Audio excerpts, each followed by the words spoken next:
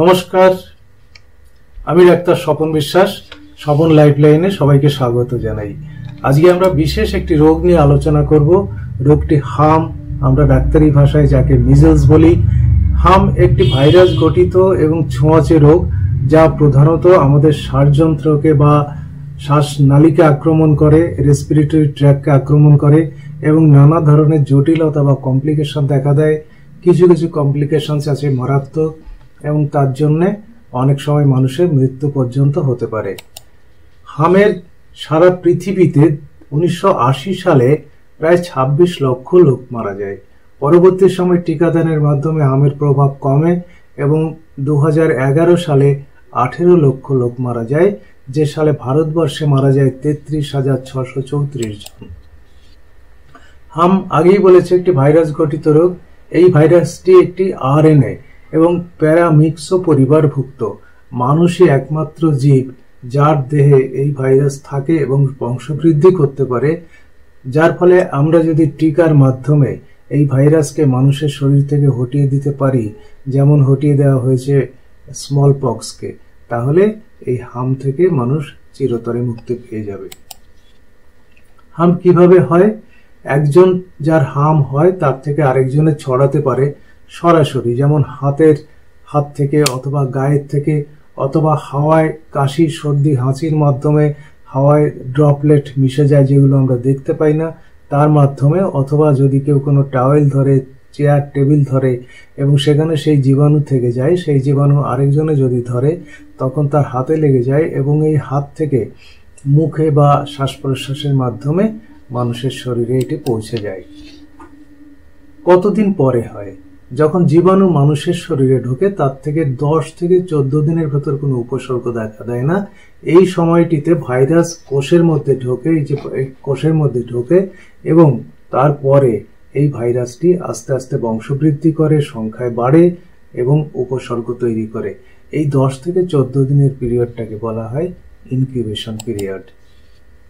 ভাইরাসের কি কি উপসর্গ? প্রথমেই জ্বর হয়, হালকা হতে পারে বা মাঝারি হতে পারে, তার সঙ্গে সঙ্গে নাক দিয়ে জল পড়া, কাশি, হাঁচি এ সমস্ত থাকে। এছাড়া চতুর্থ দিনে সাধারণত জ্বরের একটি র্যাশ বের হয়।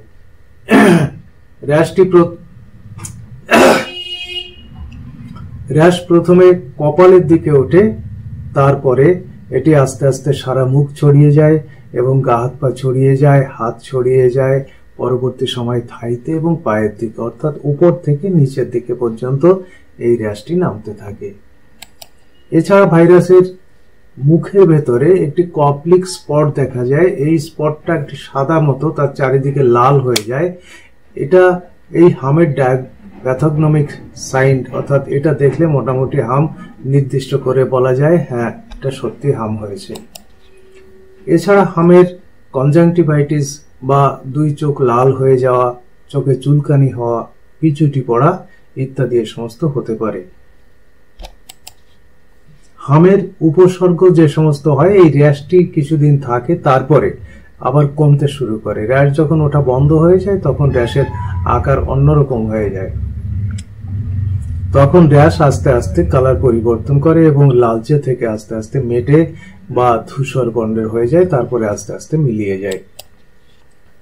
হামের সংক্রমণ র্যাশ ওঠার 4 দিন আগে থেকে এবং র্যাশ বন্ধ হয়ে যাওয়ার 4 দিন পরে পর্যন্ত হামের সংক্রমণ ঘটতে পারে। এই সময়টাই যদি অন্য কেউ আক্রান্ত ব্যক্তির সংস্পর্শে আসে তবে তার কিন্তু হাম হতে পারে। হামের কমপ্লিকেশনস বা কি হাম থেকে কি কি হতে পারে? পেট খারাপ, নরম পায়খানা, সর্দি কাশি তো আগেই বলা হয়েছে, তার সঙ্গে বমি এবং বমি ভাব, তার সঙ্গে সঙ্গে কাশি, সর্দি, নিউমোনিয়া, ব্রঙ্কাইটিস, ল্যারেঞ্জাইটিস, শ্বাসকষ্ট, বুকে ঘড়ঘড় শব্দ বা শো শো শব্দ, যাকে আমরা ক্রুপ বলি, নিউমোনিয়া বা বুকের ভেতরে এই যে ডান দিকে যে ছবিটি আছে, এই ছবিতে দেখা যাচ্ছে যে সাদা সাদা হয়ে গেছে। এই সাদা সাদা এলাকাটি নিউমোনিয়া, অর্থাৎ ওখানে ইনফেকশন হয়ে গেছে। এছাড়াও কানের সংক্রমণ ঘটতে পারে। তাছাড়া যখন ভাইরাস মস্তিষ্কে চলে যায় তখন যে ঘটনা হয় তাকে এনকেফালাইটিস বলা হয় অথবা মেনিনজাইটিস। এগুলো হতে পারে। প্রতি 1 100 জনের 1000 জনের ভেতর একজনের এই সংক্রমণ ঘটে। এছাড়া আরেকটি দীর্ঘমেয়াদী সংক্রমণ হয় SSPE বা সাবঅ্যাকিউট স্ক্লেরোজিং প্যান এনকেফালাইটিস বলা হয় ডাক্তারি ভাষায়। দেখা যায় যে হাম যার হয়েছিল তার 7 থেকে 10 বছর পরেও এটি হতে পারে। তখন তার আস্তে আস্তে মস্তিষ্ককে আক্রমণ করে এবং স্মৃতিশক্তি লোপ পায় বা বুদ্ধি কমে যায়, তার ডিলিরিয়াম হয় এবং খিঁচুনি পর্যন্ত হতে পারে। এটি খুব খারাপ কমপ্লিকেশনস। এছাড়াও যারা গর্ভবতী মা, তাদের ক্ষেত্রে হাম বিশেষভাবে গুরুত্বপূর্ণ, কারণ তাদের গর্ভের শিশু নষ্ট হয়ে যেতে পারে অথবা আগে জন্মে যেতে পারে প্রিমেচিউরলি, বা জন্মের সময় ওজন কমও হতে পারে। কাজেই গর্ভবতী মায়েদের হামের থেকে অবশ্যই সাবধানে থাকতে হবে। হাম কাদের বেশি হয়? 5 বছরের নিচে অথবা 20 বছরের বয়সের বেশি বয়স যাদের টিকা দেওয়া হয়নি, এবং আগেই বলেছি গর্ভবতী মায়েদের। তাছাড়া যাদের ইমিউনো ডেফিসিয়েন্সি আছে, এই ধরনের কিছু কিছু জন্মগত ইমিউনো ডেফিসিয়েন্সি হয়। আবার কারো কারো ক্ষেত্রে যারা ক্যান্সার হয়েছে অথবা যাদের এইডস হয়েছে, যারা কেমোথেরাপি নিচ্ছে, তাদের ইমিউনো ডেফিসিয়েন্সি ঘটে, তাদের হাম সহজে হতে পারে। এবং vitamin A deficiency, vitamin A হামের হাত থেকে অনেকটাই রক্ষা করে। যাদের শরীরে ভিটামিন এ কম আছে তাদের ক্ষেত্রে হাম সহজেই আক্রমণ করে এবং সিভিয়ার ফর্মে থাকে বা মারাত্মক আকারে দেখা দিতে পারে।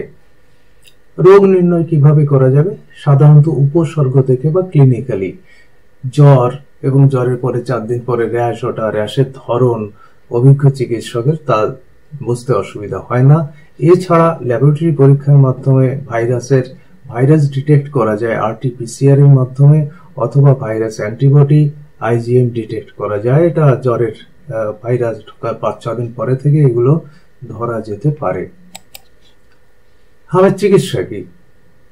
চিকিৎসকের পরামর্শ অনুযায়ী অবশ্যই চিকিৎসা করতে হবে, তবে এই ভাইরাসের বিশেষ কোনো চিকিৎসা নেই, কারণ ভাইরাসের বিরুদ্ধে বিশেষ কোনো অ্যান্টিভাইরাল এখনো পর্যন্ত পাওয়া যায় না।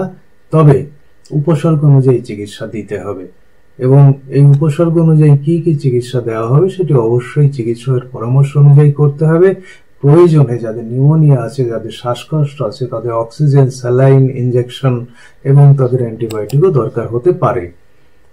এছাড়া পুষ্টিকর খাবার দিতে, ভিটামিন এ যুক্ত খাবার, টাটকা শাকসবজি, ফলমূল এগুলো দিতে হবে। যথেষ্ট পরিমাণে জল খেতে হবে যাতে কোনো রকম ডিহাইড্রেশন না হয়। যাদের নিউমোনিয়া হয় বা শ্বাসকষ্ট হয় তাদের ক্ষেত্রে যেহেতু শ্বাস প্রশ্বাসের গতি বেড়ে যায়, এই জন্য জলের মাত্রা অনেক বেশি দরকার হয়। এছাড়া ভিটামিন এ দিতে হবে। ভিটামিন এর অভাবে যেমন হামের তীব্রতা বাড়ে এবং তার সঙ্গে সংক্রমণ সহজে হয়, তেমনি ভিটামিন এ যদি দেওয়া হয় তাহলে হামের যে ডিউরেশন সেটা কমে যায় এবং সহজেই সেরে যায় এবং শিশু তাতে তাড়াতাড়ি আরোগ্য হয়। কি করলে হাম হবে না? এক্ষেত্রে আক্রান্ত শিশুকে যাতে আরেকজনের না হতে পারে তার জন্য তাকে আলাদা করে রাখতে হবে, অন্য শিশুকে তার কাছে আসতে দেওয়া যাবে না, এবং যাদের হয়নি সেই সব শিশুদের টিকা দিতে হবে।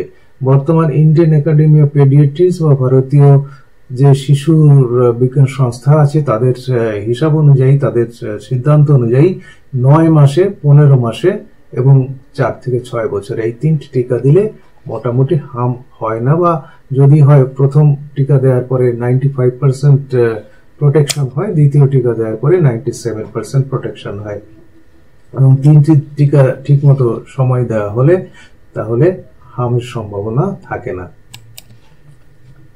এছাড়া যদি কেউ হামের সংস্পর্শে এসে যায়, যে আক্রান্ত তার টিকা নেয়নি অথচ হামের সংস্পর্শে এসেছে বা আক্রান্ত ব্যক্তির সংস্পর্শে এসেছে, তাহলে 72 ঘন্টার মধ্যে যদি টিকা দেওয়া যায় তাহলে ভালো, কিন্তু সেটি সবসময় বোঝা সম্ভব হয় না। অথবা হামের ইমিউনোগ্লোবিউলিন দিলে তাড়াতাড়ি আরোগ্য লাভ করে, 6 দিনের মাথায় দিলেও সেটি কাজ করে। আপনার শিশু সুস্থ থাকুক, হাম নিয়ে একটি ধারণা দেওয়ার চেষ্টা করলাম। শিশুকে নির্দিষ্ট বয়সে টিকা দিলে হামের উপসর্গ থেকে মুক্তি লাভ করা যাবে এবং পরবর্তী সময়ে কমপ্লিকেশন হবে না। আপনার শিশু ভালো থাকুক, আপনি সুস্থ থাকুন। সঠিক সময়ে শিশুকে সুরক্ষিত রাখতে সঠিক টিকা দিন। ভিডিওটি পছন্দ হলে লাইক করুন এবং চ্যানেলকে সাবস্ক্রাইব না করা হয়ে থাকলে সাবস্ক্রাইব করুন। আপনার শিশু সুস্থ থাকুক, আপনারা সবাই সুস্থ থাকুন। নমস্কার।